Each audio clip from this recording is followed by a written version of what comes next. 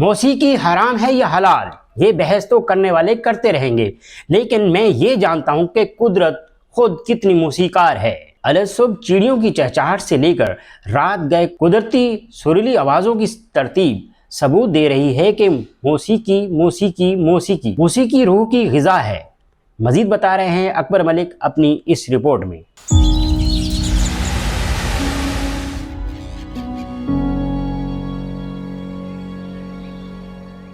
اگر آپ صبح سویرے بیدار ہوں تو امکان ہے کہ پرندوں کی چہچہاہٹ سن کر آپ کے مزاج پر خوشگوار اثرات مرتب ہوتے ہوں گے، کیونکہ الصبح چہچانا پرندوں کا ایک فطری رویہ ہوتا ہے۔ کیا آپ نے کبھی سوچا کہ وہ ایسا کیوں کرتے ہیں؟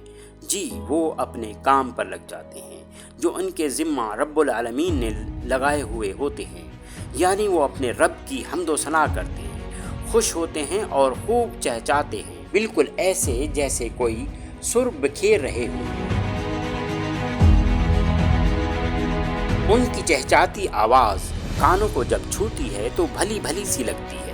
وہ سریلی آواز کسی موسیقی سے کم نہیں ہوتی، بس ان کا انداز ذرا نرالا ہوتا ہے، کیونکہ ہم انسان ان پرندوں کی زبان سمجھنے سے قاصر ہیں۔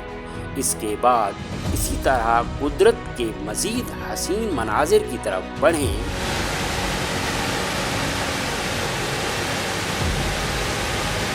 تو قدرتی آبشاریں ہمیں حسین و جمیل مناظر کے ساتھ ساتھ آبشاروں کی دل لبھاتی مسرور کن آوازیں اپنی طرف بھرپور توجہ دلاتی نظر آتی ہیں۔ اور اگر آپ کہیں پہاڑوں کے درمیان ہیں تو بھی آپ کے لیے حسین مناظر کے ساتھ ساتھ مختلف آوازیں آپ کا استقبال کر رہی ہوں گی۔